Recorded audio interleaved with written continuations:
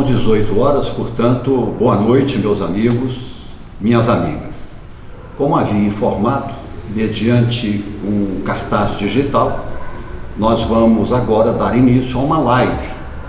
O tema geral é educação.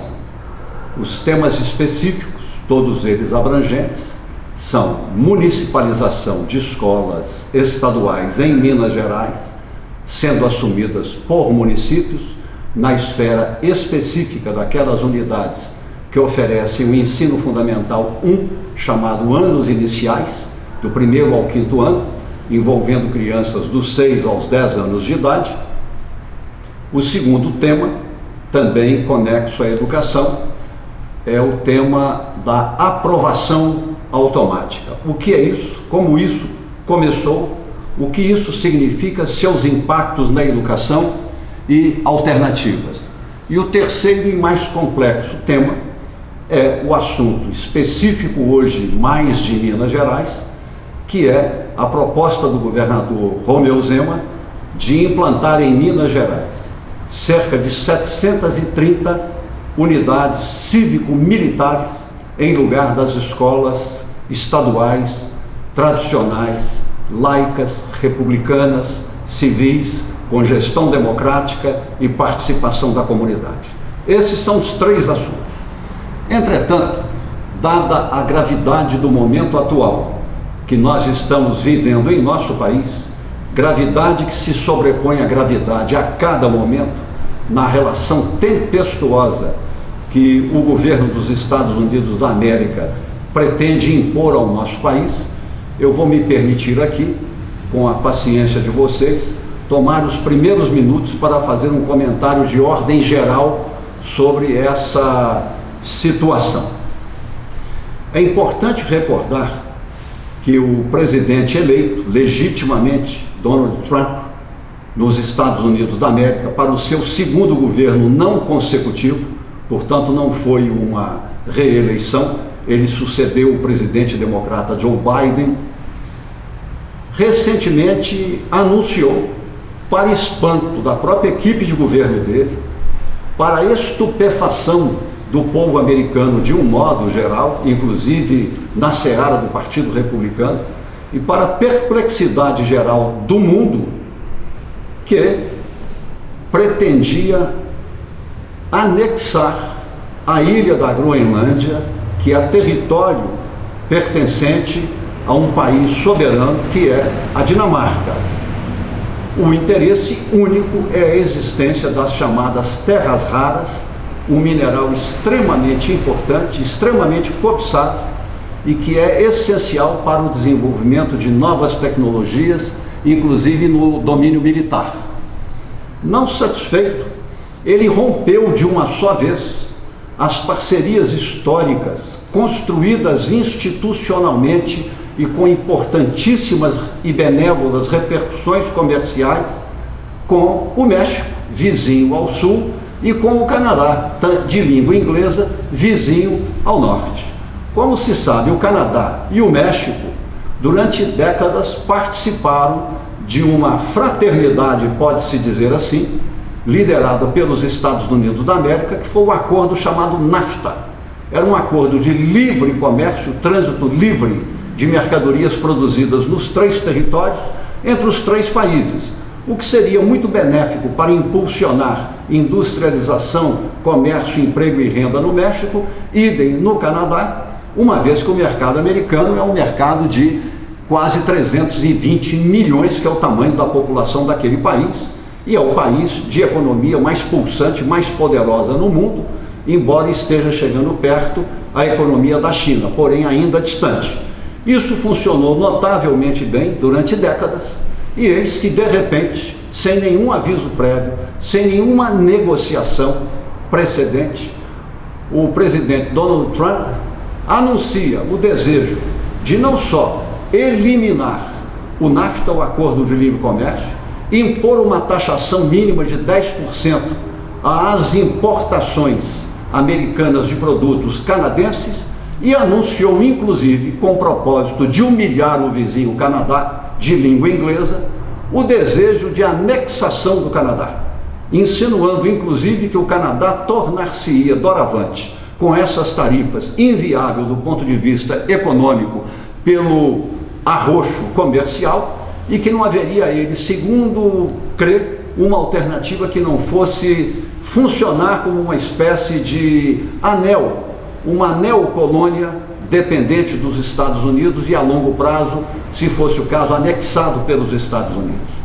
No caso do México, em tom de pilhéria, rebatizou o Golfo do México de Golfo da América, insinuando que os mexicanos não têm nenhum benefício a oferecer aos Estados Unidos, embora uma grande parte da mão de obra estadunidense, filhos de mexicanos de primeira, segunda, terceira e quarta gerações, nascidos nos Estados Unidos, formem a mão de obra na Flórida, no sul americano e em todo o oeste americano, especialmente no estado mais pujante economicamente dos Estados Unidos, que é a Califórnia, na costa oeste, banhada no litoral pelo Oceano Pacífico. Isso de uma canetada só.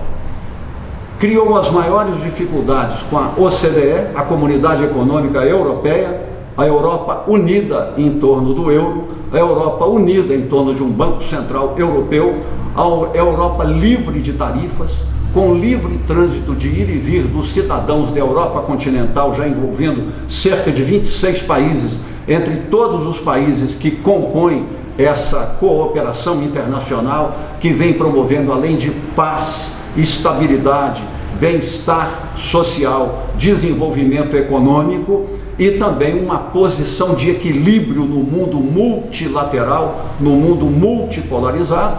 Europa que agora, inclusive, atrai a solidariedade que estava negada e distante da Inglaterra, do Reino Unido, que se reaproxima da Europa continental, embora faça parte geograficamente da Europa como um todo.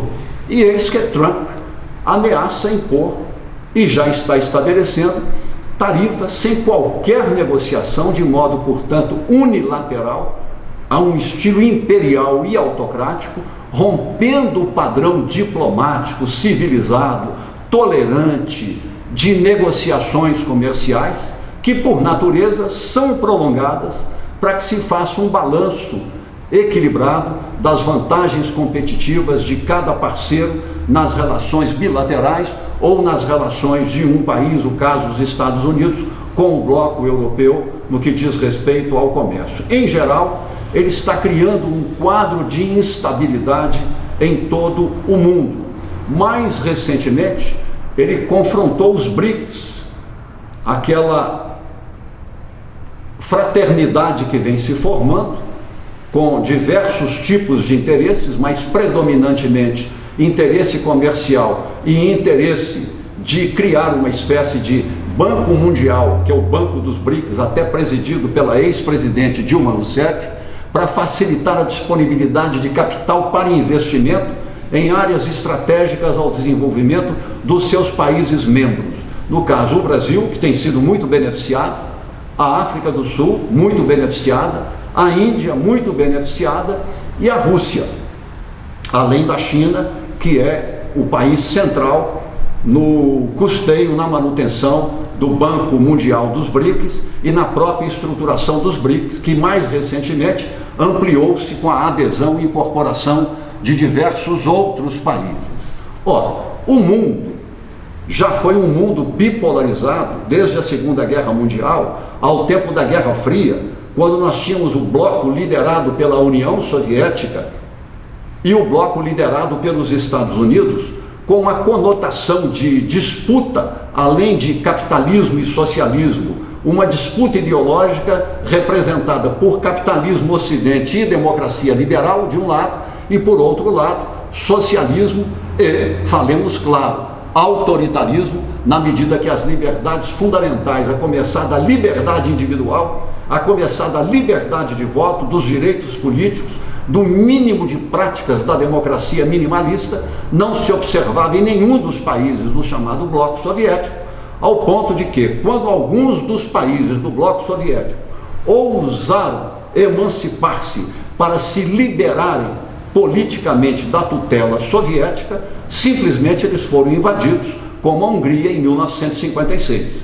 Esse quadro de Guerra Fria, que começou logo após o término da Segunda Guerra Mundial, término que foi auspicioso com a vitória dos aliados sobre o nazifascismo e aliados que associavam os países capitalistas ocidentais democráticos e a União Soviética Socialista, mas em seguida começa um quadro dramático de rupturas, de tensões, com propósitos expansionistas de parte a parte, é preciso dizer, mas ainda assim, em 1947-48, tem-se a fundação da Organização das Nações Unidas, tem-se a Declaração Universal dos Direitos Humanos, com 30 artigos, defendendo a democracia liberal, a tripartição de poderes, executivo, legislativo, judiciário, os direitos individuais, os direitos humanos, o império da lei e ninguém acima da lei e todos em igualdade de condições,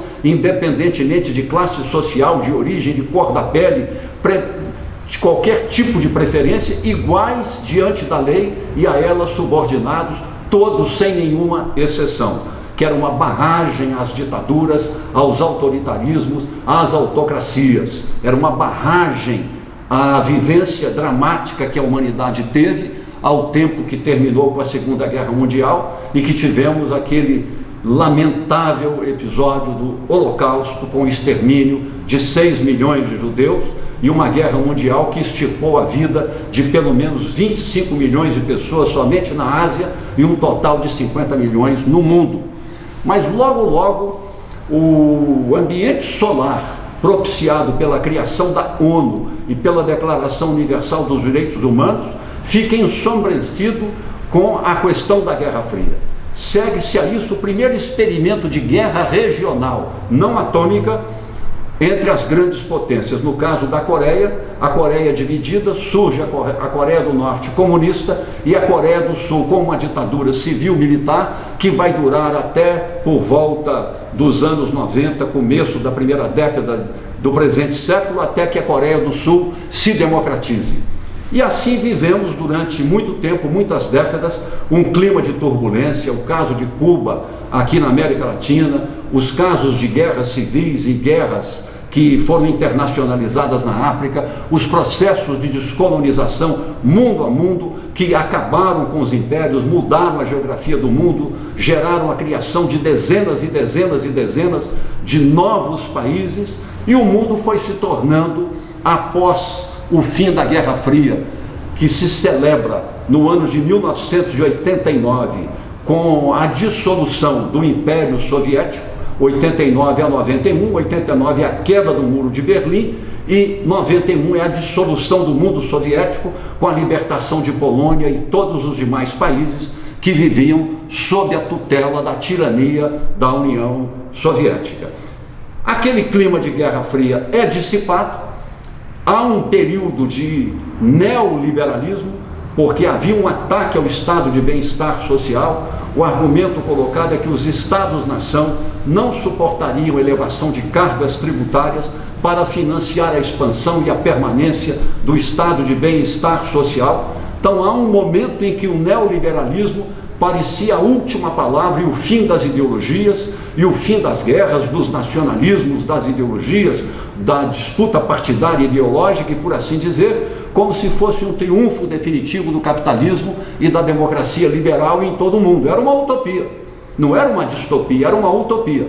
Só que a prática do neoliberalismo incorreu em uma distopia, porque levou a geração de riqueza, a produção de riqueza em escala planetária e a acumulação de riqueza, sobretudo mediante mecanismos financeiros que se sobrepuseram e dominaram a própria produção econômica, a um grau tal de concentração e reconcentração do capital e da riqueza, em simultaneidade de aumento da pobreza e aumento da desigualdade global, que a promessa, por assim dizer, mitopoética, praticamente utópica do neoliberalismo, se transformou em seu contrário, que foi uma distopia, que nós ainda vivemos isso em situação hoje, com Trump no poder, mais alarmante. O presidente Donald Trump parece que tem como projeto levar a distopia, que é o oposto da utopia, ao extremo em escala planetária. Quebrar todos os padrões, romper com toda a construção institucional que se fez e não aceitar um mundo multipolarizado, o que é uma evolução, que não temos mais possibilidade para imperialismos. Acabou o imperialismo soviético, acabou o imperialismo americano com a derrota dos Estados Unidos na Guerra do Vietnã em 1975. Daí em diante tivemos um mundo multipolarizado, com a ascensão da China, com a formação do Mercosul aqui em nossa América do Sul, com a melhoria geral da situação econômica nas Américas e na América do Sul, menos na América Central, infelizmente, com uma retomada de investimentos na África que havia sido paralisada e uma melhoria geral da situação dos países e dos povos africanos, com pouquíssimas exceções, e uma melhoria geral da qualidade de vida e das condições econômicas da maioria dos países asiáticos, inclusive o Vietnã. Inclusive o Vietnã, que viveu períodos e períodos, praticamente um século de domínio imperialista da França, passando aos americanos, com a ameaça japonesa durante o período entre a Primeira e a Segunda Guerra Mundiais. Então o mundo estava multipolarizado. E a diplomacia era uma diplomacia de relações entre os países em um mundo multipolarizado. E configuravam-se pelo menos 3 blocos: os Estados Unidos e seus aliados, a União Europeia em torno da OCDE e a China e seus aliados, inclusive expandindo suas relações comerciais com a África e penetrando também do ponto de vista estritamente comercial e tecnológico também na América Latina. E numa posição singular, a Rússia. A Rússia numa posição singular, que Vladimir Putin é, na verdade, uma reencarnação do sonho do velho Império Soviético da época dos Nicolau I, Nicolau II, dos czares russos. Tanto é que a própria tentativa de ocupação e a guerra, por ele desencadeada de modo unilateral contra a Ucrânia, não tem outro propósito senão dar recados ao Ocidente, dar recados à Europa, dizendo: a qualquer momento, se eu me sentir ameaçado, eu posso ocupar, eu posso invadir. Aquilo que Putin fez com a Ucrânia e a todo momento emite sinais dessa ordem imperial, neo-imperialista, com ameaça militar contra a Europa, parece que é o que Donald Trump pretende fazer. Aliás, as afinidades eletivas entre eles são tão fortes que na primeira eleição de Donald Trump houve uma cooperação intencional e deliberada da Rússia, já com Vladimir Putin, através de uma estrutura em escala industrial de hackers que ajudaram na eleição americana, na primeira eleição de Donald Trump. Só que depois isso foi proibido de ser apurado. Hoje nós vivemos, portanto, o que seria o trumpismo, que é um propósito imperial de voltar com uma nova roupagem do imperialismo, no sentido de, em primeiro momento, romper as relações tradicionais, tentar dissolver o multilateralismo, criar uma bipolarização mundial contra e com a China, e no caso da América Latina, ameaçar e ameaçar e ameaçar o quê? As democracias.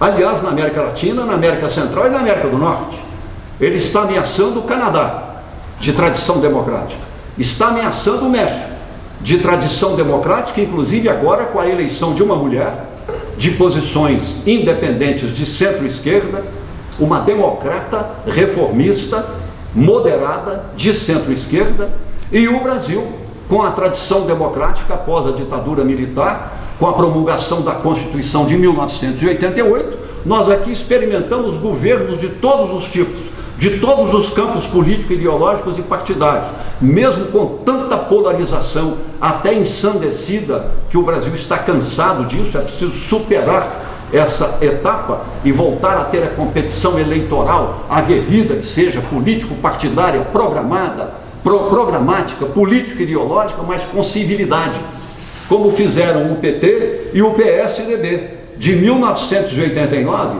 até 2014. De lá para cá, nós tivemos uma fase tumultuosa, sombria, disruptiva, de ameaça constante à nossa democracia, com o impeachment, com a prisão do presidente Lula, com a eleição de Jair Bolsonaro. Foi legítima, ganhou no voto, mas o governo de Jair Bolsonaro foi um desconstrutivismo contra a democracia, um abalo permanente, um confronto permanente com as instituições, com tudo que era sólido, para tentar transformar em ruína. Ele assim procedeu durante 4 longos anos, tentando transformar as Forças Armadas numa espécie de guarda pretoriana a serviço do tirano. A serviço do tirano. Não deu certo, graças à resistência do Exército, graças à resistência da Aeronáutica, apesar de alguns generais terem sucumbido à tutela, às imposições e se acomodado ao propósito tirânico e autocrático de Jair Messias Bolsonaro. Isso vai culminar logo após a derrota eleitoral, que culminou 4 anos de sistemática campanha de desmoralização da urna eletrônica e da justiça eleitoral, como pretexto, se perdesse a eleição, para virar a mesa e dizer: as eleições foram fraudadas, o que ficou provado que não aconteceu em hipótese alguma. Ele então aproveita-se da mobilização por ele provocada nas portas dos quartéis, onde estavam os bolsonaristas mais radicais e dispostos a se transformar em milicianos armados, para pressionar os generais, os coronéis, os oficiais e as tropas, para daí chegar até as polícias militares, que responderam com a Constituição e com a legalidade, reconheça-se todas elas, a começar da nossa em Minas Gerais, que eu louvo. Quando viu que fracassou e não obteve a adesão do comandante do Exército, do comandante da Aeronáutica, que embora tenha obtido a adesão do comandante da Marinha, mas que não tem força terrestre de ocupação comparável e que faça a diferença, ele então parte para o tudo ou nada, que vai culminar no 8 de janeiro de 2023. Não houve tentativas de golpe, houve uma ação sistemática, programada, intencional, deliberada de golpe em ação. Toda a preparação é golpe em ação. Apenas a culminância foi um fracasso, como eu disse, primeiro devido à força das instituições da democracia, os poderes da República, a força do sistema de pesos e contrapesos da opinião pública, da imprensa brasileira e de parte do empresariado brasileiro, que se opôs ao projeto tirânico de Jair Messias Bolsonaro, defendendo a legalidade democrática. Quando Jair Messias Bolsonaro e as direitas civil, militares e religiosas perdem no voto, apelam à ilegalidade. A bandeira da ilegalidade está definitivamente nas mãos da extrema-direita brasileira e em parte nas mãos do Centrão, ainda hoje, infelizmente. Tentam o golpe, Lula tem um desempenho de líder, consegue debelar o golpe, unir os 3 poderes, unir a nacionalidade, unir a opinião pública brasileira, mobiliza a maioria dos governadores, nem todos, mas a maioria deles, e o golpe fracassa. Desde então, os vários e gravíssimos crimes cometidos, ameaça contra o Estado Democrático de Direito, golpe de Estado em ação, não é uma tentativa, mas não houve o golpe. Se houvesse, eu não estaria falando isso aqui agora. Eu, pelo menos, estaria preso numa hora dessa, se não fosse coisa pior, pelo histórico que eu tenho de resistência democrática à ditadura e de participação construtiva na democracia brasileira a partir da redemocratização. Não estaria fazendo essa live com vocês aqui agora, por óbvio, e nem vocês assistindo. Seria isso. Então esse é o quadro geral. O Supremo Tribunal Federal cumpre a legalidade, respeitando absolutamente a Constituição brasileira, apurando os crimes, assegurada a presunção da inocência, o devido processo legal, o direito ao contraditório, a ampla defesa e um julgamento livre. Este é o processo que está em curso. Em curso esse processo, na medida que as informações foram se tornando de domínio público, na medida em que os autos do processo eram liberados, saíam da fase de sigilo para conhecimento público, como é a praxe na democracia, foi ficando cada dia mais claro, mais patente, que o senhor Jair Messias Bolsonaro, garantido a ele todos os direitos que a Constituição de 88 confere, artigo 5º da Constituição, dos direitos dos indivíduos, todos os direitos, à plena defesa, ao contraditório, à presunção de inocência e ao devido processo legal, sem nenhuma restrição de direitos, salvo se houvesse ameaça ao processo investigativo, obstrução de justiça, o que a própria lei prevê na forma das chamadas medidas cautelares,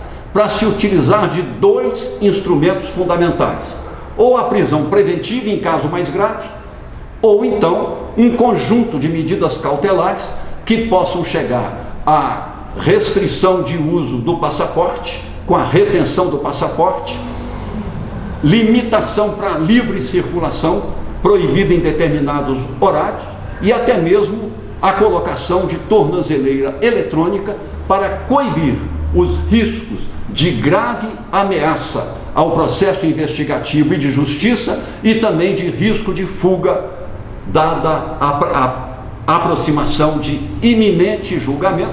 E ao que tudo indica, o senhor Jair Messias Bolsonaro não escaparia de condenações nos 5 processos aos quais responde, aos quais deverá se somar mais um, que é um crime de lesa pátria, que é o de conspirar contra a soberania nacional com agente externo, no caso o governo dos Estados Unidos da América, contra as instituições do Brasil, contra a justiça brasileira, contra a soberania do Supremo Tribunal Federal na tripartição de poderes, e tentando desmoralizar o governo democrático do Brasil, com essa trama urdida desde que seu filho, e deputado federal, licenciou-se da Câmara dos Deputados, instalou-se nos Estados Unidos no mês de março deste ano. Desde então recebeu do pai 2 milhões de reais para se manter por lá, e agora nós sabemos para quê. Articulado com a Internacional da Extrema-Direita, ele chega e tem acessos a todos os mecanismos do governo americano a partir do Departamento de Estado, ao ponto de chegar, não pessoalmente, ao gabinete da Presidência da República, e o Presidente da República fazer uma taxação de 50% sobre as exportações brasileiras, afetando o aço, afetando o mel, afetando o pescado, afetando o café, afetando a soja, afetando a carne e outros segmentos mais. 50% de taxação, quando nós sabemos que nos últimos 15 anos, nas relações comerciais bilaterais Brasil e Estados Unidos, os Estados Unidos têm um superávit a favor deles de 450 bilhões de dólares em 15 anos. Essa taxação é uma chantagem, essa taxação é um escárnio, uma tentativa de colocar a nação brasileira de joelhos, é uma tentativa de romper a soberania nacional, é uma tentativa de humilhar o governo brasileiro, dele exigindo um outro país, através do seu presidente, manifesto em carta, dele exigindo que ele intervenha no poder judiciário, como se nós fôssemos uma republiqueta das bananas, cancele o processo como se nada tivesse acontecido, os processos de golpe de Estado, o processo em tramitação, a proximidade do julgamento, inocentar Jair Messias Bolsonaro, tornar sem efeito as 2 inelegibilidades que ele recebeu por conduta estranha de atacar o país, as instituições da democracia, a justiça eleitoral e o processo eleitoral, diante de todos os embaixadores estrangeiros creditados em nosso país. Por esse tipo de conduta, ele perdeu a condição do direito à candidatura e se encontra inelegível. E o senhor Donald Trump, achando que com uma taxação de 50% ele não só quebraria a espinha dorsal da nossa dignidade, a ideia de soberania nacional, que é um valor que, se uma nação dela abre mão, essa nação de nada mais vale, para beneficiar uma família. E essa família é capaz de se articular como um cavalo de Troia do imperialismo aqui dentro, com o governo dos Estados Unidos dominado pela extrema-direita, ainda que pelo voto legítimo da maioria da população, para tentar destruir a legalidade constitucional no país, tentar destruir a credibilidade do poder judiciário no país, tentar destruir a credibilidade do governo político nacional, legitimamente eleito pelo voto, e tentar destruir a soberania nacional. Isso é uma nova forma de dominação imperial, obviamente inaceitável, independente de se o brasileiro gosta ou não do presidente Luiz Inácio Lula da Silva, se aprova o seu governo ou não. Num momento como esse, está em jogo a dignidade do Estado-nação Brasil, está em jogo a dignidade e a soberania nacional do Brasil e de seu povo e de suas instituições.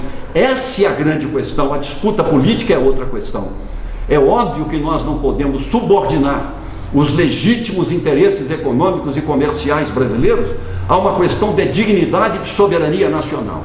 Se se tratasse, como no caso de Trump com a OCDE, a União Europeia, de uma questão de tarifas, sem nenhum tipo de intervencionismo, sem nenhum tipo de quebra da questão da soberania nacional, sem nenhum tipo de desmerecimento das instituições do país, então a questão seria apenas diplomática e comercial, a ser resolvida de uma forma ou de outra, mediante negociações. Mas nesse momento não é esse o caso. Eles estão escalando as suas condutas deletérias de provocação ostensiva com um propósito único: gerar dentro do nosso país uma situação de crise econômica, para a crise econômica cavalgar uma crise política que interfira no estado de espírito dos eleitores brasileiros no ano que vem e nos resultados eleitorais. O que a família Bolsonaro e seus apoiadores, inclusive o governador de São Paulo, Tarcísio de Freitas, o governador de Goiás, Ronaldo Caiado, e principalmente o governador de Minas Gerais, Romeu Zema, que chegou a dizer que esse problema todo é uma relação entre clientes, como se o Brasil fosse um cliente dos Estados Unidos.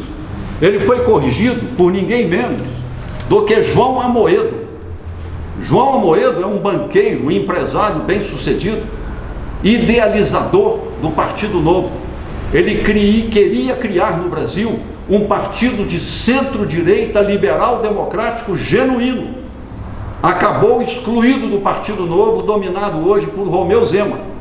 Aqui, João Amoedo, numa entrevista de hoje à Folha de São Paulo, diz que o senhor Romeu Zema, eu até grifei aqui, acha que a nação brasileira é apenas uma clientela do Império Americano, que é uma relação entre clientes, que, portanto, o culpado de tudo isso é o presidente da República do Brasil, Luiz Inácio Lula da Silva. Ele está inocentando a família Bolsonaro com um único propósito egoístico de extrema ambição. É o propósito de vir a ser ungido pela família Bolsonaro como o seu candidato a presidente da República no ano que vem.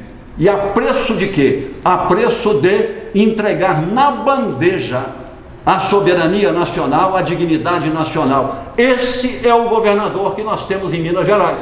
Leiam, por gentileza, hoje a entrevista de João Amoedo, insuspeito, que não é de esquerda moderada como eu, ele é de centro-direita, foi o fundador do Partido Novo, e ele é que está dizendo isso. Então é muito importante que se faça essa reflexão. O nosso desejo é que isso acabe. O nosso desejo é derrubar esse absurdo dos 50%. mas isso não pode ser ao preço da soberania nacional e da dignidade do Estado-nação Brasil e da dignidade de cada um de nós que fazemos parte dessa nação. Agora é uma questão de dignidade. Temos que agir, é claro, com racionalidade, temos que agir de certa forma também com algum pragmatismo, mas princípios fundamentais, como soberania nacional, são inegociáveis, e a dignidade do Estado-nação Brasil e a validade das nossas instituições democráticas são inegociáveis. Não está em questão, não está em negociação, portanto, o processo criminal contra o réu Jair Messias Bolsonaro. Ele que trate de se defender, se assim puder fazê-lo, no julgamento que se aproxima. E se preparem para responder a um novo processo, de agir como cavalo de Troia, a serviço de uma outra e poderosa nação, contra a própria nação Brasil, contra os interesses nacionais, tentando ferir de morte a nossa soberania nacional e com ela a dignidade de todo brasileiro. Eu faço esse preâmbulo e então entro no primeiro dos 3 assuntos, que será a escola cívico-militar.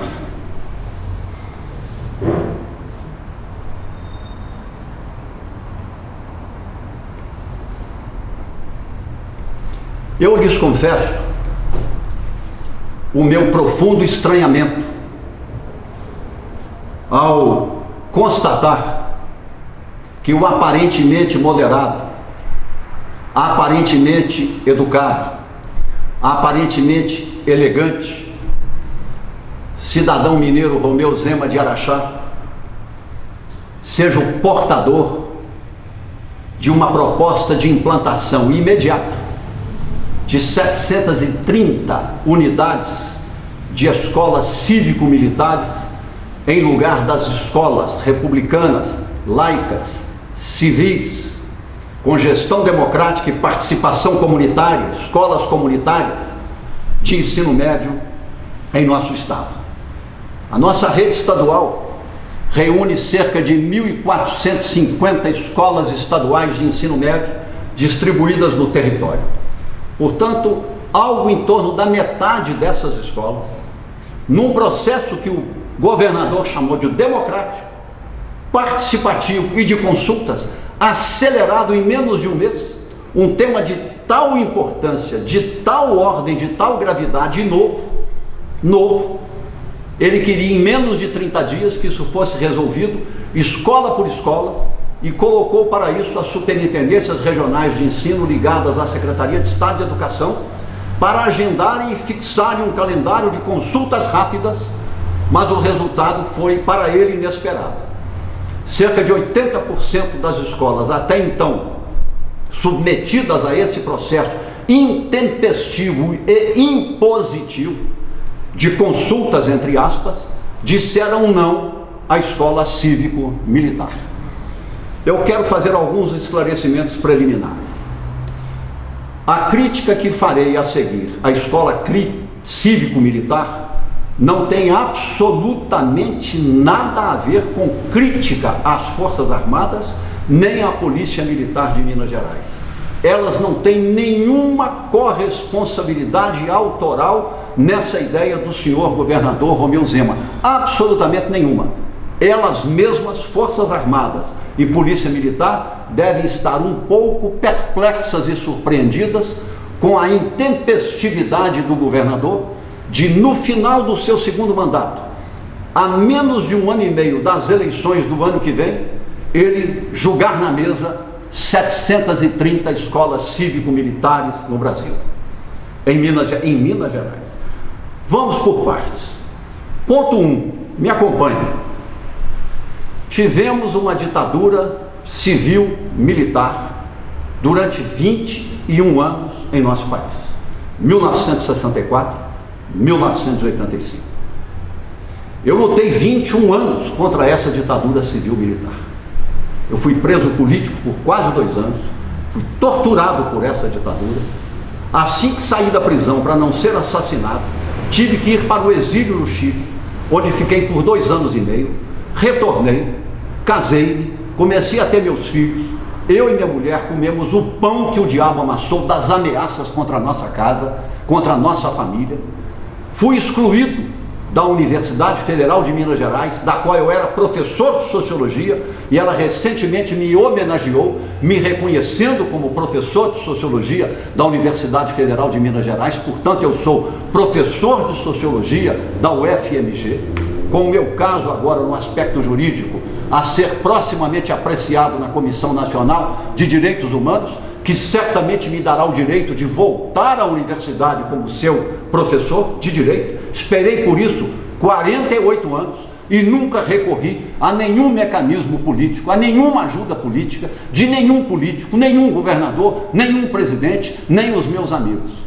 Eu quis entrar pela porta da frente da UFMG, chamado pela UFMG, pela reitora e pelo seu conselho universitário, como aconteceu recentemente na homenagem linda que me fizeram no plenário do auditório da reitoria, com a aprovação de todo o conselho universitário. Mas eu não confundo as coisas. Eu não tenho mágoa, ódio, ressentimento e não confundo as coisas. A ditadura militar que tivemos foi uma ditadura autoritária, de tipo técnico, burocrático, autoritário, mas muito distante de qualquer projeto de autocracia. Tanto é que os militares impuseram-se uma regra, a regra do revezamento a cada 4 anos, para impedir a formação de chefias carismáticas e totalitárias em seu meio. Mas, durante 21 anos, essa ditadura militar jamais apresentou qualquer ideia e muito menos projeto de algo parecido com a escola cívico-militar. As Forças Armadas mantiveram, modesta e discretamente, os colégios militares para recrutamento de vocacionados e nada mais do que isso, assim como as polícias militares, do que é natural, como a nossa em Minas Gerais, com o seu colégio Tiradentes, que é reconhecidamente um colégio de boa qualidade. Apenas para a reposição de seus quadros de oficiais, através de vocacionados que assim se apresentam, frequentando o colégio Tiradentes ou um colégio militar, o que não é necessariamente uma garantia de que farão a opção pela carreira policial militar ou militar. Mas esse era o limite. E assim foi durante todo o período da ditadura militar. A ditadura militar brasileira nunca teve o delírio, o sonho da autocracia. Nunca, nunca. E nunca sequer mencionou a expressão escola cívico-militar. Termina a ditadura, vamos à Constituição brasileira, onde obviamente escola cívico-militar não está em lugar nenhum, e não esteve em lugar nenhum na democracia brasileira, governo estadual de um tipo e de outro, durante décadas. Curiosamente, aqui em Minas, o então candidato ao primeiro mandato, Romeu Zema, em seu plano de governo, do qual constam 59 propostas, isso está disponível na internet, é só você digitar plano de governo de Romeu Zema para 2019-2022, apresentado em 2018, no que ele chama de eixo temático da educação e cultura, não consta a expressão cívico-militar, não aparece proposta alguma de escola cívico-militar e nem no eixo da segurança. Romeu Zema é candidato à reeleição, ganha a reeleição, mérito dele, legítimo, na eleição de 2022. Quando vamos ao programa de governo de Romeu Zema em 2022, para o período 2023-2026, no eixo segurança não aparece nenhuma menção à escola cívico-militar. No eixo educação e cultura, nenhuma referência à escola cívico-militar, ao contrário. No documento na abertura, que foi coordenado pelo atual vice-governador, o professor Simões, fala-se em democracia, fala-se em justiça, há um elogio à democracia como a forma mais desenvolvida de convivência em sociedade, nesse aspecto animador. Animador. O que mudou? O que mudou?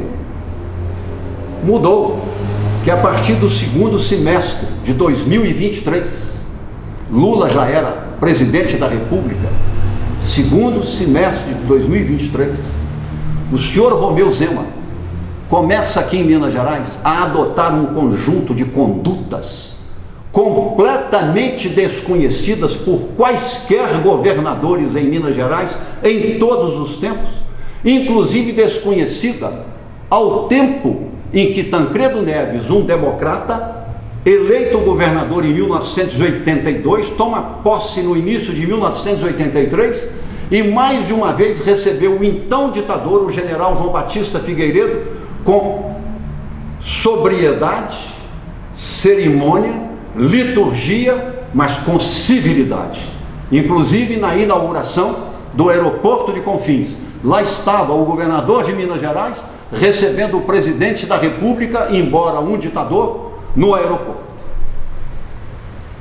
Esse é o padrão da liturgia brasileira, da liturgia civil, da liturgia democrática brasileira.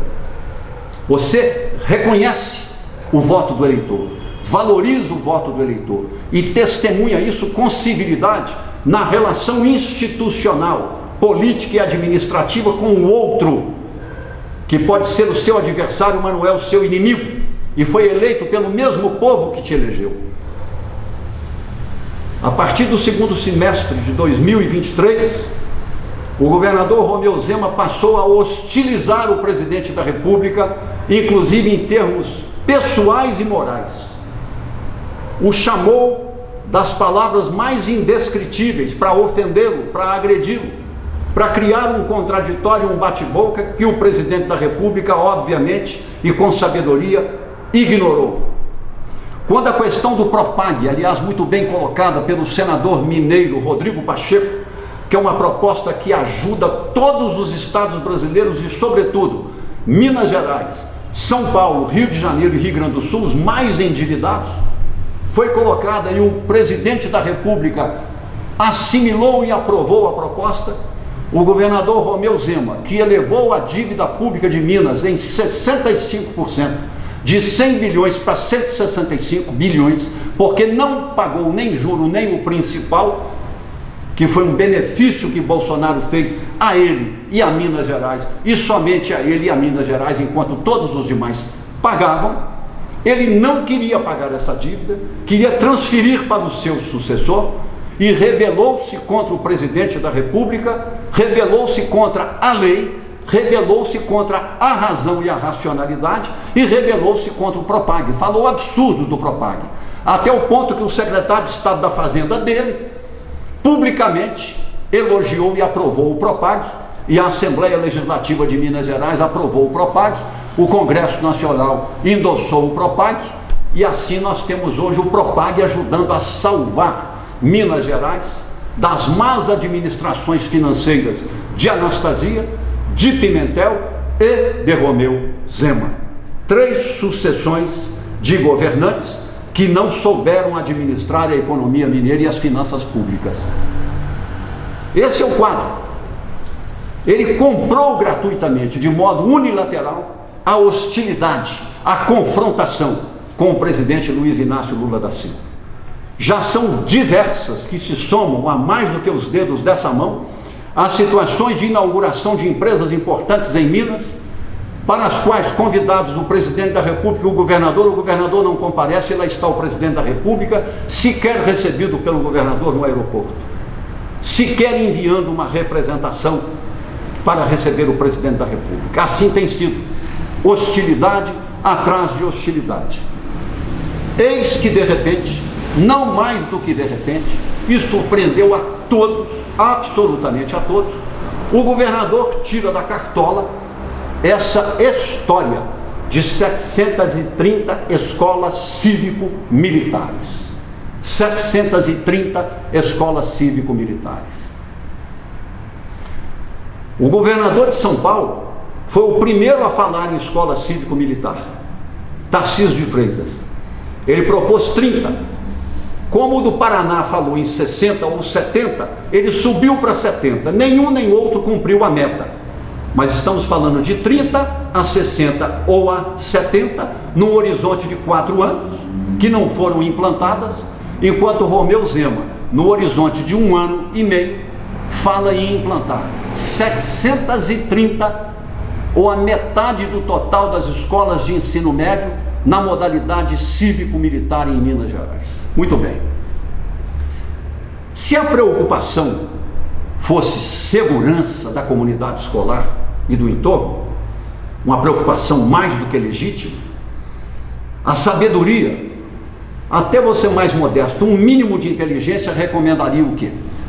Então, já que se pretende contratar policial militar aposentado, é uma boa credencial para alguém praticar segurança em escola, então que se contrate no corpo da zeladoria como vigia da escola no período de aulas, 1 ou 2, bom para ele e para sua família, prestígio para a polícia militar e ótimo para a escola, a bem-vinda companhia de cidadãos policiais militares, que são como nós, com os mesmos direitos, com as mesmas qualidades, com a mesma elevação.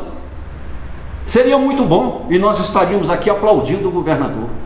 Mas não é isso. Não é vigilância da escola externa, para proteger a escola contra vandalismo, contra atos de violência que venham de fora, contra assédio do tráfico de drogas ou coisa do tipo. Não é isso. Não é isso que ele propõe. Completamente diferente disso. Outra alternativa, que eu estaria aqui agora aplaudindo. A nossa polícia de Minas Gerais, Polícia Militar de Minas Gerais, criou em 1998, dezembro de 98, um programa que eu rodo Minas Gerais e frequento as escolas e as salas de aula. As escolas elogiam o PROED, que é um programa estadual de prevenção contra as drogas e combate à violência dentro e fora da escola. Os policiais militares da ativa, que frequentam as escolas fazendo palestras, conferências e debates, são muito bem-vindos e queridos pelas escolas. Eu tive recentemente um testemunho disso, em Ouro Preto, um elogio a um sargento pela qualidade, a clareza das conferências, elogiadas por todos que ele faz. Se o governador Romeu Zema estivesse propondo, ao lado de melhorar a vigilância da escola externa, contratando policial militar aposentado e fortalecendo o PROED, fazendo um acordo com a polícia militar para que disponibilizasse não aqueles homens que estão no policiamento ostensivo, o soldado, o cabo, o sargento e também o tenente e o capitão, mas, por exemplo, oficiais de alta formação, oficiais superiores, há um número grande de majores na polícia militar. Eles poderiam fazer conferências magistrais, são intelectualmente muito bem preparados, muito bem formados, todos eles têm curso de direito, afora outros cursos que fazem, e as formações na Fundação João Pinheiro e outras. Eu estaria aqui aplaudindo o governador. Isso é bem-vindo e é necessário.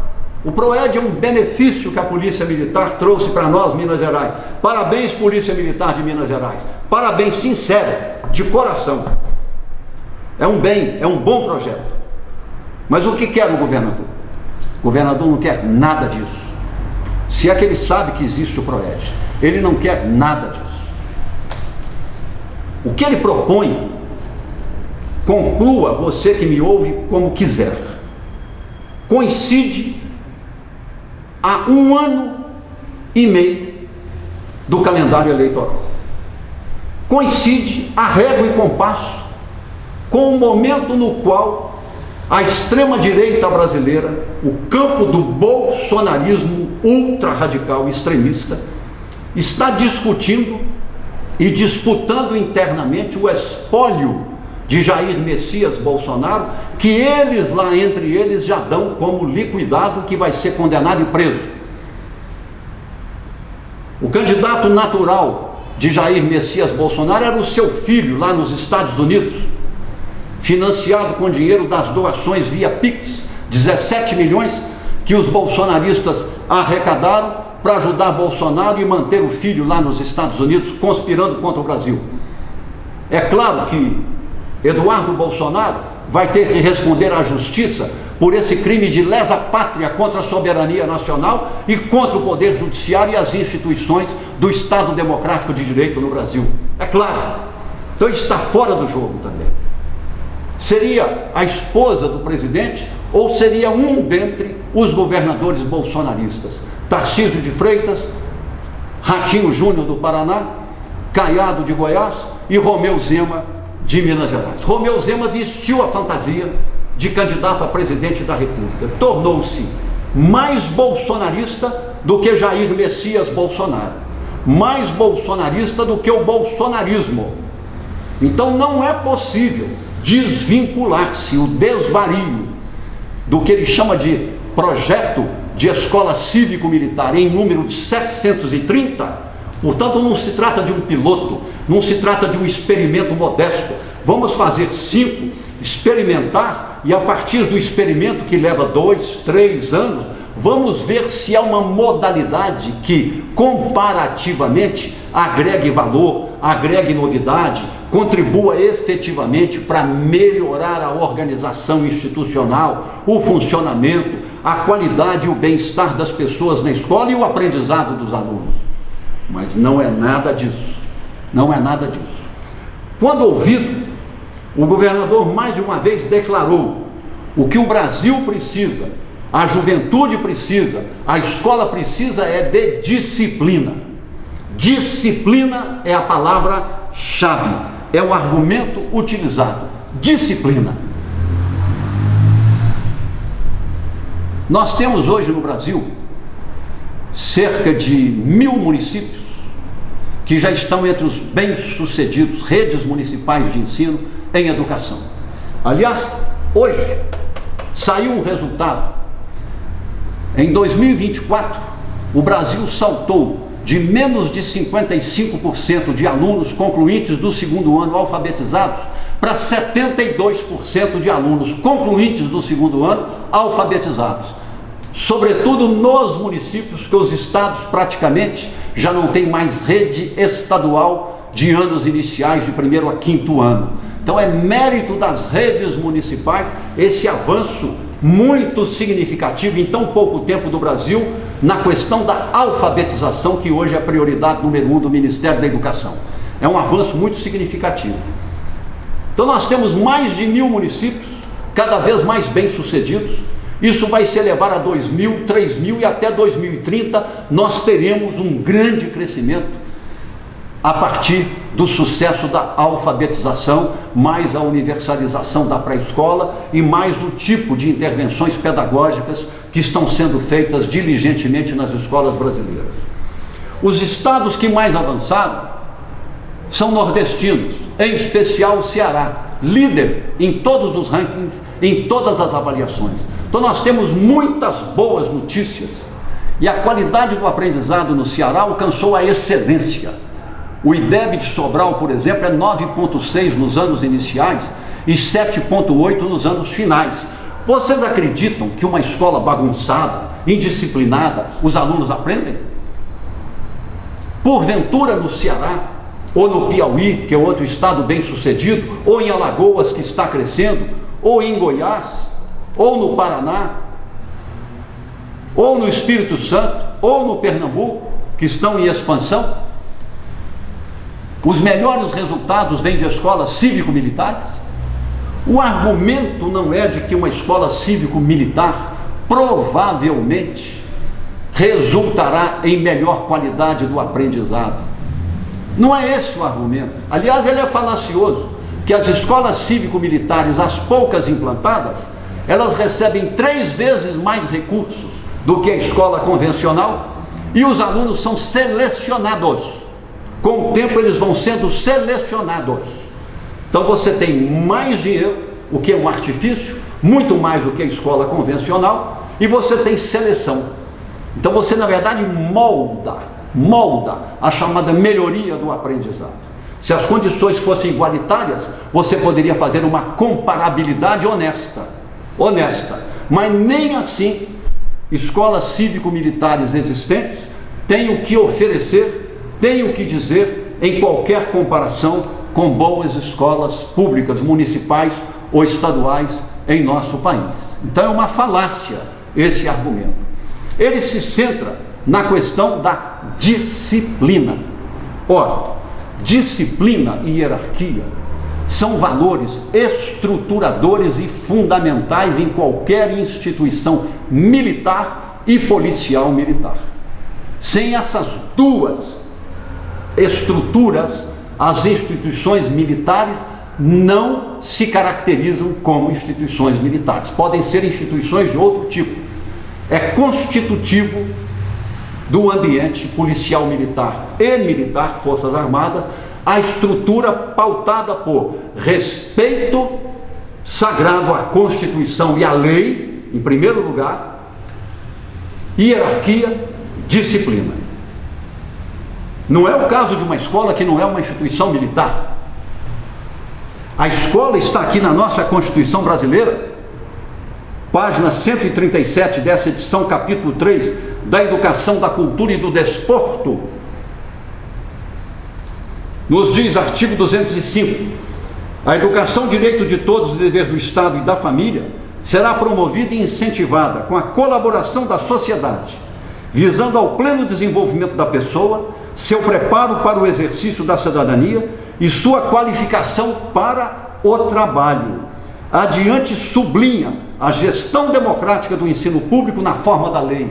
Destaca a participação da família organizada na forma de comunidade com colegiado escolar e assim vai.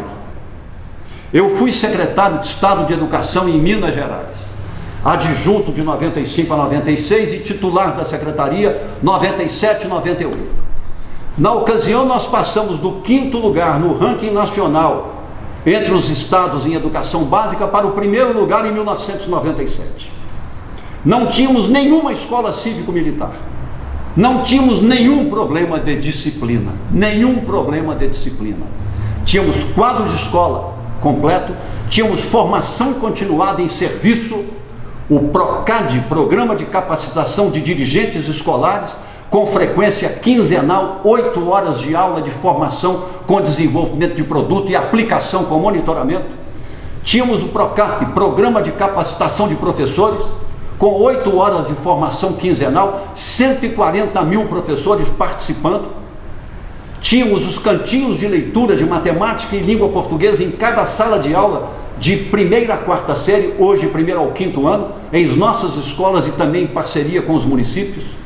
Tínhamos o programa Travessia, acertando o passo a caminho da cidadania, para estudantes que quisessem voltar à escola ou que tinham forte defasagem entre a idade biológica e a série que frequentavam, com uma aceleração da aprendizagem, e isso deu extraordinariamente certo, e o resultado foi o 1º lugar nacional em Minas Gerais, no Brasil, Minas Gerais, 1997. Pode entrar na internet e conferir, através do Sistema de Avaliação da Educação Básica, SAEB, INEP, do Ministério da Educação. O Ceará, a mesma coisa. Todos os municípios e estados que estão se destacando. O destaque, o êxito, o desenvolvimento do aprendizado não se deve à questão de disciplina. Uma escola é um lugar de formação de caráter, formação de valores, formação de civilidade, formação cívico-democrática. A Constituição brasileira é uma Constituição federativa, republicana e democrática. Ela não é cívico-militar, federativa, republicana e democrática. Ela promove a cooperação tripartite, município, Estado e União. Ela promove outro tipo de cooperação tripartite tão importante quanto essa: escola, família e sociedade. Essas são as 3 tríades de cooperação que constituem a nossa escola pública e laica brasileira. A disciplina é uma questão de valor organizacional, ambiental. Disciplina de horário, disciplina de regras, disciplina de ver o outro e respeitar as regras do jogo e os direitos do outro. Formação de caráter, educação de sentimentos, formação de valor, compreensão da democracia como um valor universal, educação e experimentação de exercício na própria escola, da prática de cidadania, que é cooperação com o outro, que é construção de anéis de cooperação, anéis de solidariedade, anéis de relações construtivas pacíficas entre as pessoas. É isso que se espera de uma escola também, a dimensão cognitiva, o aprendizado das competências e habilidades respectivas aos conteúdos das disciplinas canônicas. Isto é o essencial. Mas uma escola não é uma escola apenas de educação e formação na dimensão cognitiva. A educação é integral, está na Base Nacional Comum Curricular. Educação integral, que inclui conhecer e compreender a Constituição brasileira, o que é o Estado Democrático de Direito, o que é a democracia brasileira, o que são as cláusulas pétreas da nossa Constituição, o que são os direitos sociais e os direitos individuais e os direitos humanos, capítulo 5º, capítulo 6º, capítulo 7º da nossa Constituição, elogiada no mundo inteiro precisamente por isso. Ela teve excessos na área econômica? Teve, mas aqui não. Aqui ela é canônica, aqui ela é clássica, aqui ela é um exemplo, ela é um farol, ela é solar nessa dimensão. O que o senhor Romeu Zema, se a intencionalidade sombria dele ou não, procura fazer é desconhecer os fundamentos ético-políticos dessa Constituição, a filosofia democrática que está presente nessa Constituição, está nela e em nós. Ele procura desconhecer isso.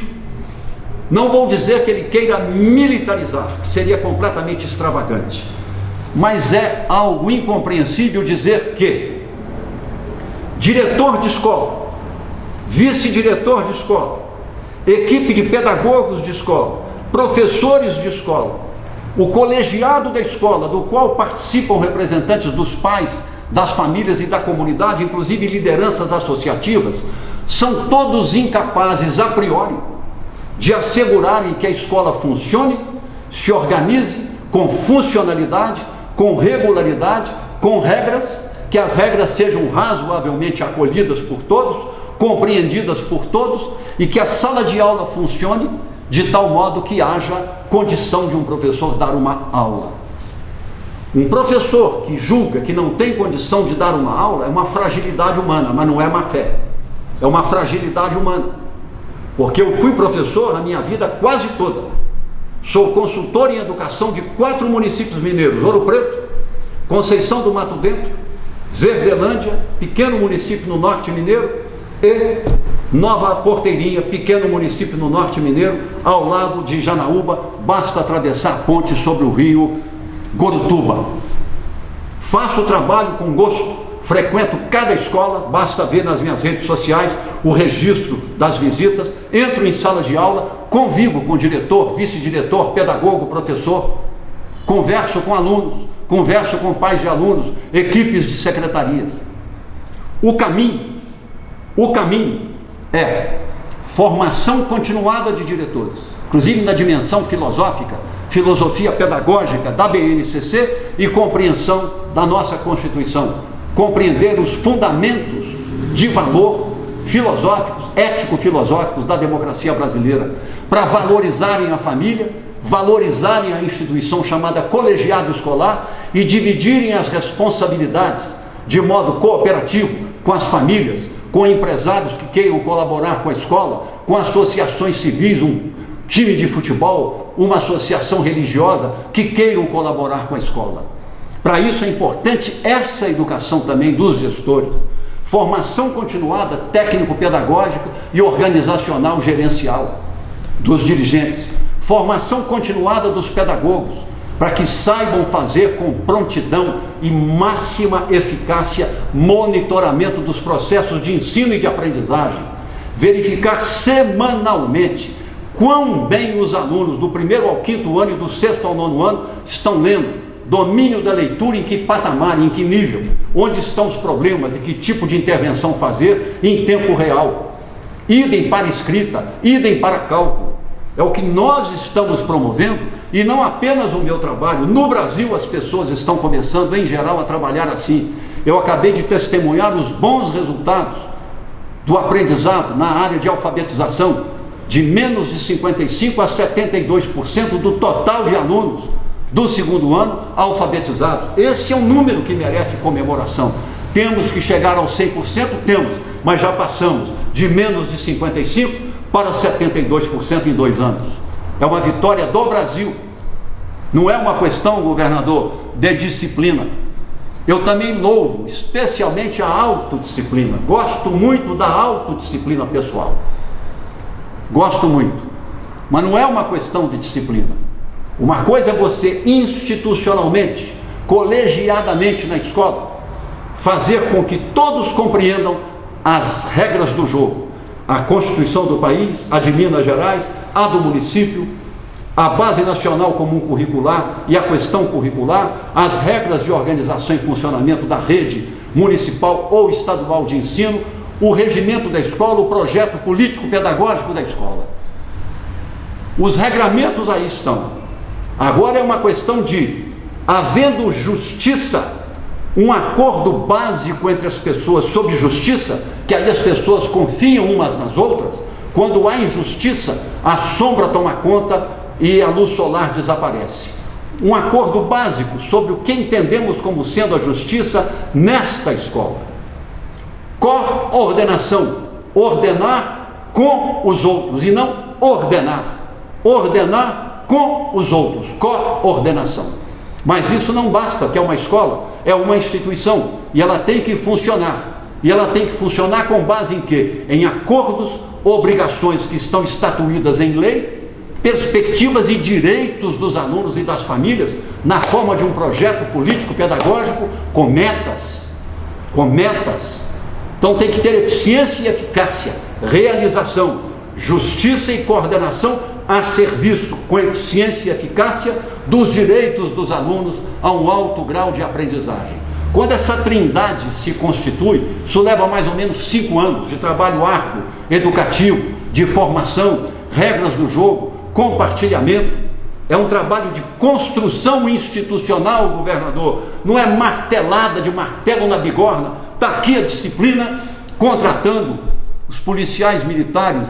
Não tem nenhuma culpa disso. Na minha crítica não se estende ao policial militar em hipótese alguma. Os meus respeitos a eles. Mas eu vi, não vou citar município, eu vi com esses olhos, que eu gosto, eu aprendi metodologia, o valor da empiria, observar, comparar, a visão de processo, apreciar ao invés de julgar rapidamente. Eu vi com esses olhos e procurei acompanhar. Professor dando aula, 3 janelas que dão para um gramado de um pátio com um passeio em cimento, e 2 jovens policiais militares, inclusive educados, conversei com eles, andando do lado de fora, lentamente observando as condutas dos alunos dentro da sala de aula, como se o professor estivesse terceirizando a sua legitimidade, a sua autoridade moral dentro de sala de aula, como se o professor se autodeclarasse incapacitado e a instituição reconhecesse a incapacidade dela, do seu diretor, vice-diretor, da equipe de pedagogos, do conjunto dos professores e do colegiado, da própria comunidade, para obter algo tão simples quanto disciplina.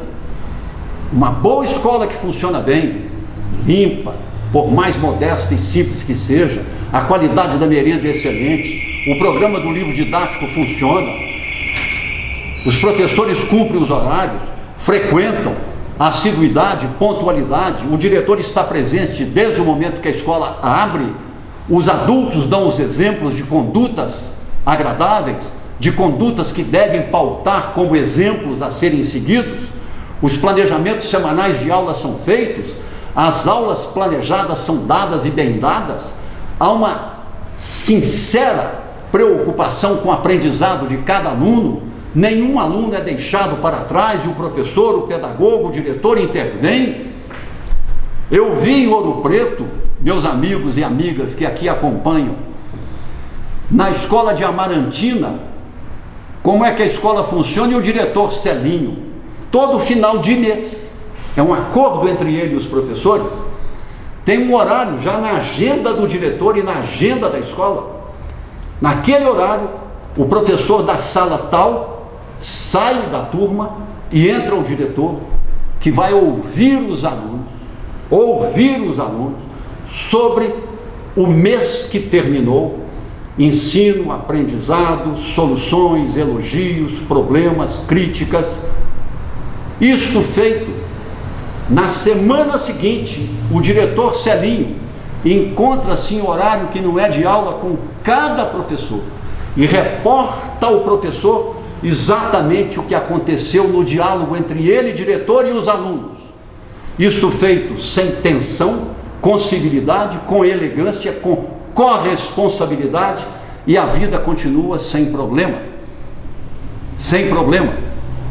As escolas brasileiras são notavelmente inventivas, criam soluções admiráveis, tiram jovens do tráfico, ajudam mocinhas engravidadas, convivem no dia a dia com 10, 15, 20% de alunos que desconhecem o pai biológico, de famílias muito pobres, em escolas que 50, 60, 70% das famílias dependem do complemento de renda do Bolsa Família. Convivem com o Brasil real das pobrezas, das misérias, das faltas, do sofrimento, da sofreguidão, da falta de amorosidade, problemas de ordem familiar. E as escolas, aos trancos e barrancos, dão conta. Quando decidiu-se em 2007 que todos os deficientes do Brasil iriam para dentro da escola, isso se fez sem preparo do diretor, do pedagogo, do professor e das famílias. Na Europa levaria 10 anos, aqui foi da noite para o dia.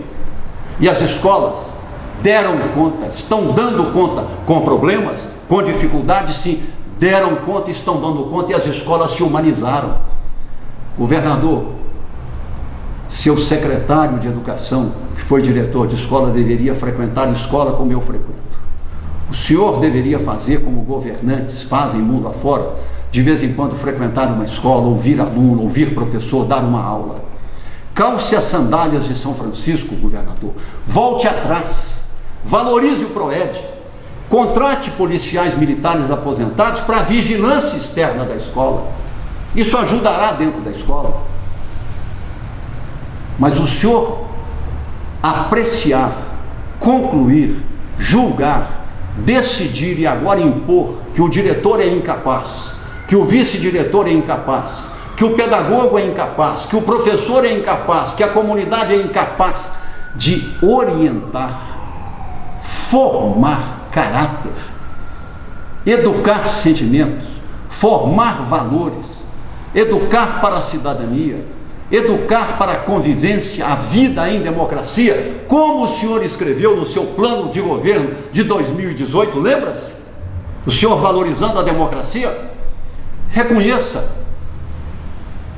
Eu acho que Minas iria aplaudi-lo num gesto de humildade, que é grandeza, reconhecer que o senhor estava errado. Controle as suas paixões destrutivas, controle as suas pulsões psíquicas, controle as suas ambições possessivas político-eleitorais e não submeta a escola de Minas Gerais aos seus caprichos e às suas pulsões. Se o senhor não tem capacidade de controlar seus caprichos e suas pulsões, então nós estaríamos no pior dos mundos. Estaremos no pior dos mundos. Mas o senhor parece um homem, pelo menos, civilizado. Então haja como tal, volte atrás nisso. Isso é um erro da maior gravidade. Não vai levar a lugar algum. Além do mais, o senhor não fez a conta. O que o senhor quer, escola cívico-militar, com uma certa quantidade elevada de policiais militares reformados em turnos dentro das escolas, vai custar um dinheiro altíssimo, um dinheiro que hoje está faltando para melhor implementar o tempo integral nas escolas.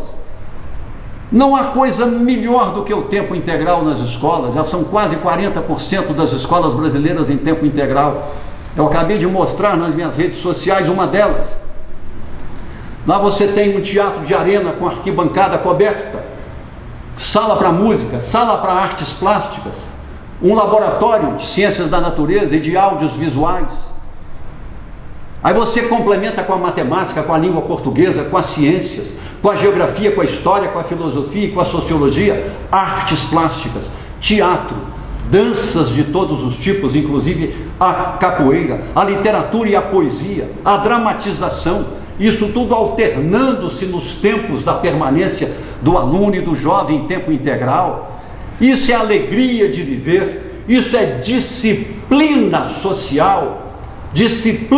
social natural com alegria de viver, que vem de dentro como autoconsciência, como responsabilidade e compartilhamento agradável num bem-estar da comunidade.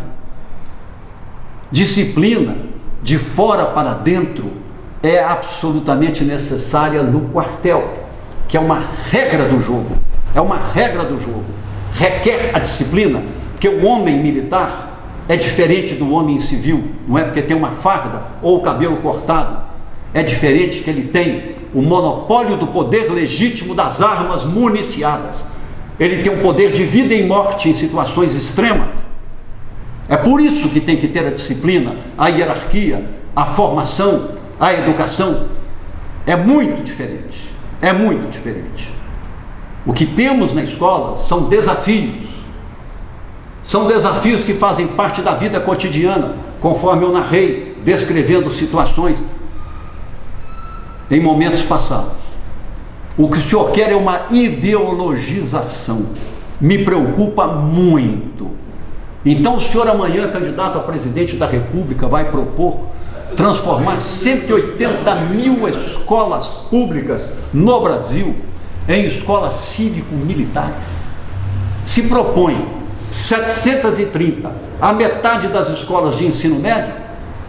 Claro que no seu projeto, na sua idealização apaixonada, seria a totalidade. E no Brasil? Onde é que o senhor quer chegar, governador? Onde é que o senhor quer chegar? Ou é um palanque eleitoral sem convicção, ou o pior dos mundos, além do palanque eleitoral.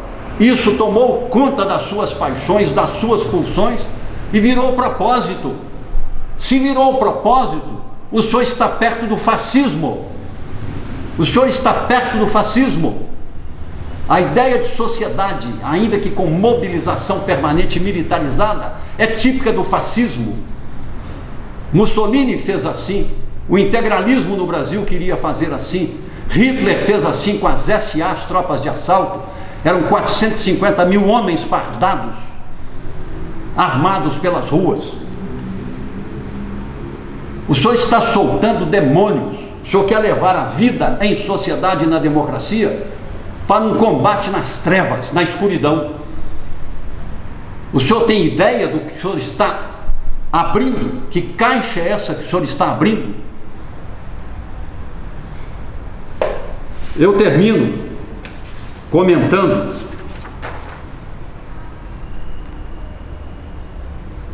que, além dos aspectos de interesse possessivo, individualista, egoístico, de natureza político-eleitoral, pela coincidência no tempo com a disputa entre os seus pares na cidadela do bolsonarismo, do extremismo mais radical, para ver quem será ungido por Jair Messias Bolsonaro para disputar a sucessão, coincide no tempo o seu radicalismo, o seu extremismo com essa situação. Mas se isso é um propósito seu e isso tomou conta do seu psiquismo, então nós estaríamos no pior dos mundos. O que a escola tem que fazer é humanizar. Desenvolvimento cognitivo, aprendizagem. Eu não me satisfaço com proficiência, que é ter o domínio razoável da norma culta do currículo, o domínio razoável de competências, habilidades e conteúdos por disciplina. Eu quero a excelência. Excelência extremamente ambiciosa. É aluno no intervalo, numa escala de 0 a 10, com 9 e mais de 9. Ceará está caminhando na direção da excelência. E quem no Ceará? Não são ricos e filhos de ricos e de professores, não. É a população pobre. Nível de excelência. Eu quero a excelência nas escolas. E a excelência e a proficiência são absolutamente compatíveis com a humanização, a solidariedade, os valores do iluminismo. O iluminismo nos disse que a razão pensante a razão com autonomia para se pensar e se responsabilizar, ela é capaz de se emancipar da magia, da fantasia, do tradicionalismo, é capaz de se emancipar do absolutismo dos reis, das autoridades despóticas, dos mandonismos, das heranças que não têm razão para existirem, que não deixam um legado de construção de valores e de sociabilidade. Nós somos filhos do iluminismo, a tradição do iluminismo. A tradição do iluminismo está inspirando esta Constituição. A tradição do iluminismo está inspirando a Base Nacional Comum Curricular. É a tradição do iluminismo que está presente na democracia. Aliás, o iluminismo é um louvor à democracia, é um louvor ao indivíduo, à condição humana. A condição humana é uma condição humana que nos desafia a nos humanizarmos a cada momento. E a humanização numa escola é um dever de nós, educadores. Formar cidadãos, formar pessoas com decência, dignidade, formar pessoas com caráter, com capacidade de exercerem, pelo uso da razão, pelo uso de valores, conhecendo opções, fazerem escolhas com responsabilidades e com responsabilidades individual e social, porque o outro existe. Quaisquer que sejam as escolhas, mas tem uma base fundamental de valores, valores humanistas, que coincidem com a ética da democracia, a ética dos direitos humanos, a ética da liberdade, os direitos individuais em vida, garantindo a todos o direito à liberdade. É disso que nós precisamos hoje na escola, formar os nossos educadores nessa perspectiva humanista que vem do iluminismo. Não é disciplina pela via da militarização, governador. Não é isso. O senhor não entendeu o que é uma escola. O senhor não entendeu o que é a educação. O senhor não entendeu quais são os valores da educação. Já que o senhor decidiu trocar o secretário, que o secretário que vier esteja emancipado desse horror de ter que impor à base de prazo e meta esse horror que é a escola cívico-militar. Nada contra as instituições militares, disse isso no começo. As respeito e elas são rigorosamente necessárias e, aliás, no mundo que temos hoje, nós precisamos inclusive do fortalecimento, inclusive técnico-militar, tecnológico, das nossas instituições de defesa. Não é essa a questão. Quem está fazendo uso indevido da expressão militar é o senhor.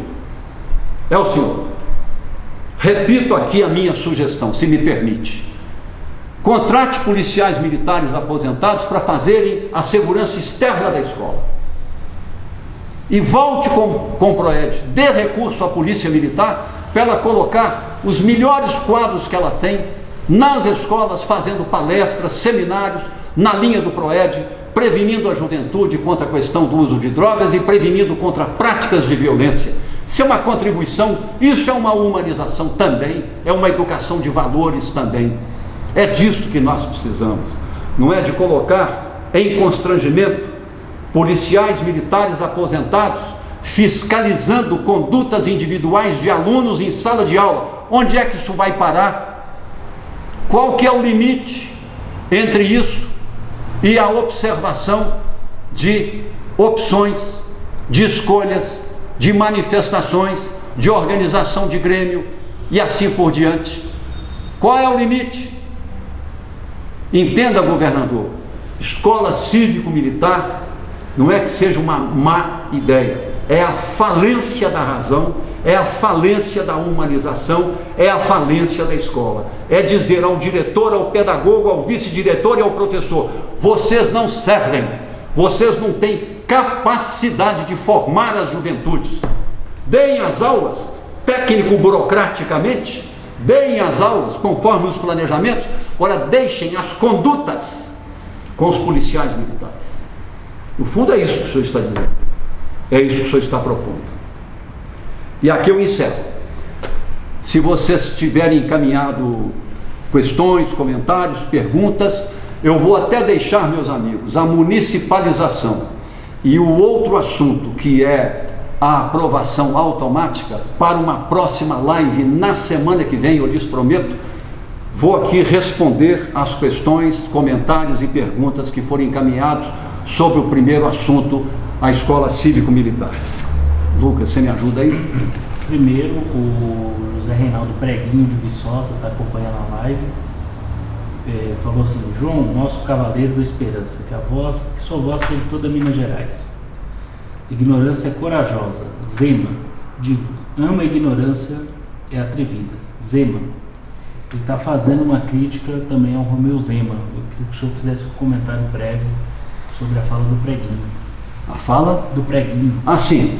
O Preguinho, Viçosa, eu agradeço a sua participação, o acompanhamento, seus comentários, mas certamente você fez esse comentário em algum momento e após você mesmo a essa altura já deve ter reconhecido o que você me solicita. Eu já respondi de modo bastante satisfatório. Vamos ao próximo. O Alessandro Riani. O senhor me deixa muito orgulhoso de ser mineiro e tê-lo como homem público. Que nível excelente de entendimento. Que postura admirável. Sou seu fã incondicional, moro no norte de Minas, Mato Verde. Mato Verde é uma referência estadual e nacional no ensino médio, graças a pessoas como o senhor. Deixo aqui meus agradecimentos. Conheço Mato Verde, muito grato. Tá vendo? Olha aí, um cidadão de Mato Verde, quase na fronteira com a Bahia, entre Janaúba e Espinosa, dando esse testemunho ali no que eles chamam de Serra Central, que é uma parte da Serra do Espinhaço. Lá em Mato Verde eles se orgulham da educação que tem. A Vânia Assis coloca aqui: é preciso valorizar os educadores, principalmente remunerando-os de forma justa, e precisa também de respeito que não tem por eles. O que o senhor pode... Eu concordo com ela inteiramente. Era mais do que momento de usar esses recursos abundantes que iriam para esse famigerado projeto de escola cívico-militar, além de contratar policiais militares para fazer a vigilância externa e oferecerem uma sensação vigorosa de segurança para todos que se encontram dentro da escola, e além também de reabilitar o bom PROED, prestigiando a nossa polícia militar. Era hora de voltarmos com o PROCAP, com o PROCAD, todos os professores da velha guarda que participaram e diretores do PROCAD e do PROCAD falam deles até hoje com orgulho e admiração. Então que a Secretaria de Estado de Educação, que tem quadros muito competentes, recrie o PROCAP e o PROCAD, nem precisam dar outro nome, podem usar esses mesmos nomes, que problema teria? Ou se quiserem, criem outros, mas proporcionem aos nossos educadores e dirigentes educacionais formação continuada em serviço. Assegurem monitoramentos de processos da qualidade do aprendizado nas escolas. Tanto quanto seja possível, ampliem a escola em tempo integral, tanto quanto seja possível, mantendo o professor em tempo integral na mesma escola, que é um outro fator que contribui de modo notável para o bem-estar do professor e dos alunos e também para a qualidade do trabalho e até a saúde do próprio professor. Obrigado pelo comentário, eu concordo, é isso mesmo. A Maria Aparecida Espínola Costa mandou aqui: o Zema quer suplantar o Tarcísio na corrida presidencial. Eu acredito que ela está se referindo ao fato dessa proposta ter sido jogada agora no jogo, para que ele tenha mais visibilidade em relação aos bolsonaristas do que o Tarcísio. O que o senhor tem para comentar? Seria muito inteligente se o governador Romeu Zema, que é um político, a despeito de ter feito ao longo da sua vida política um discurso sistemático e ideologizante contra a política, como se fosse ele um antipolítico, o melhor modo dele se habilitar como candidato que ele quer ser, o que é legítimo, é até elogiável que a pessoa queira ser candidato, que é uma coisa muito desafiadora, mas então que exiba os feitos do governo.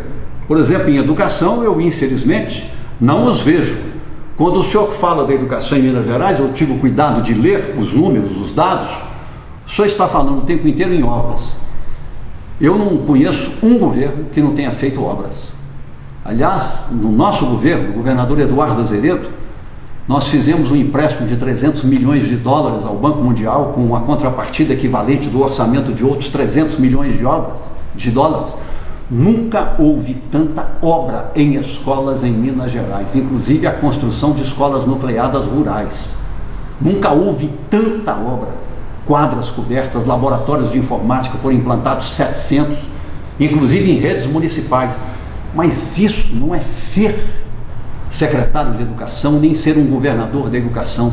As obras, as infraestruturas, os equipamentos, mesmo os recursos didáticos, os recursos tecnológicos, a merenda escolar, o transporte escolar, tudo isso são provisões de meios para facilitar e criar uma situação geral de bem-estar e acolhimento, para que o essencial, que é o processo de ensino e aprendizado, se dê com qualidade, e os alunos sejam acolhidos e cuidados, de tal maneira que nenhum aluno fique para trás, que através dos monitoramentos você intervém em tempo real e ajuda aquele aluno que eventualmente esteja ficando para trás, semana a semana.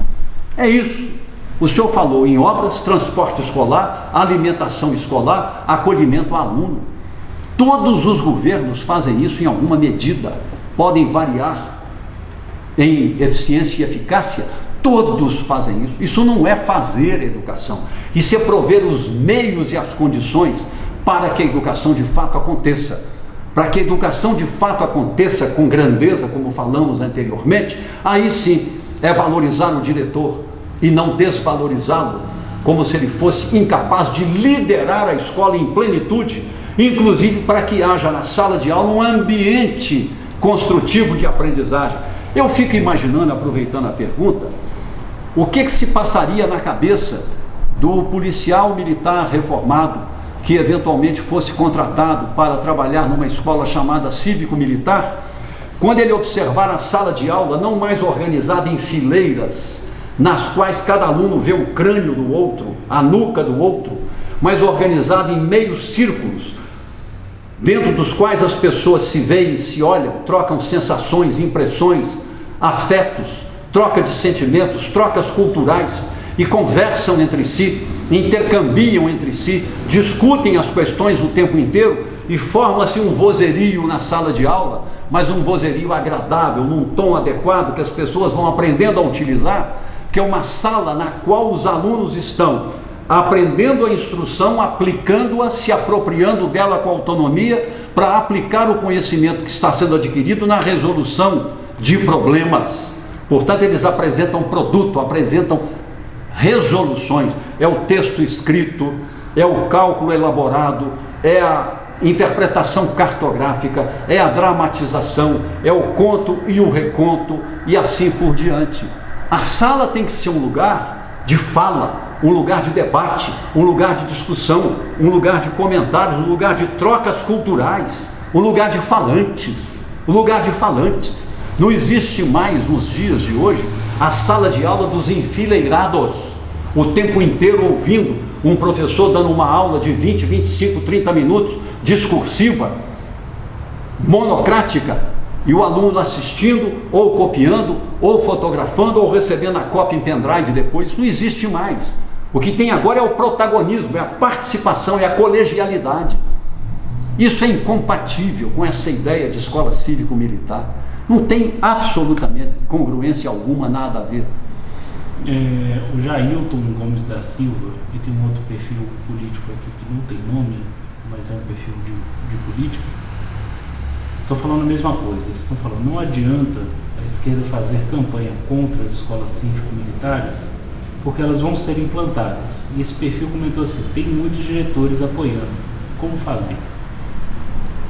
Que haja diretores apoiando, que haja professores apoiando, eu lamento por um lado, mas é compreensível por outro. Porque, como eu disse, a formação acadêmica que um hoje diretor de escola, um hoje professor está adquirindo nas próprias faculdades, está desumanizada. As pessoas estão ignorando a Constituição do Brasil, ignoram as cláusulas pétreas da Constituição do Brasil, ignoram as cláusulas de direitos que há na Constituição do Brasil. ignora o capítulo da educação que se encontra na educação do Brasil. Às vezes, alguns até consideram que o colegiado escolar seria mais um incômodo do que um apoio, porque enxergam no colegiado escolar uma competição, uma dualidade de poderes. Um colegiado escolar não tem nenhuma função executiva, portanto não há contraditório com os papéis institucionais de um diretor. Mas um colegiado escolar tem autonomia. Ele aprova o plano de gastos da escola, ele aprova o projeto político-pedagógico da escola, ele aprova e participa da construção do regimento interno da escola, ele tem que ser cientificado e opinar sobre o absenteísmo escolar dos seus profissionais, a frequência dos profissionais mês a mês, ele tem que opinar sobre os resultados do aprendizado acadêmico dos alunos por bimestre, ele tem o direito de discutir todas essas questões. Se um diretor não tem uma formação republicana que louva a colegialidade, não tem uma educação de valores democráticos, que louva a autonomia dos outros sujeitos, a participação e a democracia participativa, ele poderá enxergar num cálculo bastante individualista, na escola cívico-militar, uma oportunidade para ele se desobrigar de assuntos desagradáveis, de tal maneira que a disciplina, o comportamento, as condutas ficam por conta dos policiais militares. E o diretor vai cuidar da provisão, da organização, do funcionamento em outros aspectos, dividindo o trabalho com os pedagogos. Eu lamento que isso ocorra. Espero que seja uma minoria, mas que coloca na ordem do dia a necessidade da educação democrática do povo brasileiro. Democracia se constrói com democratas. Se nós renunciamos a construir democracia e a formar democratas, a escola cívico-militar triunfará. E com a escola cívico-militar triunfará o autoritarismo. E com o triunfo do autoritarismo, isso aqui vai ser rasgado. Isso aqui vai ser rasgado. As coisas começam na escala micro. Micro é uma abdicação, é uma desistência que se dá pela fragilidade humana, não pela má fé, pela fragilidade humana.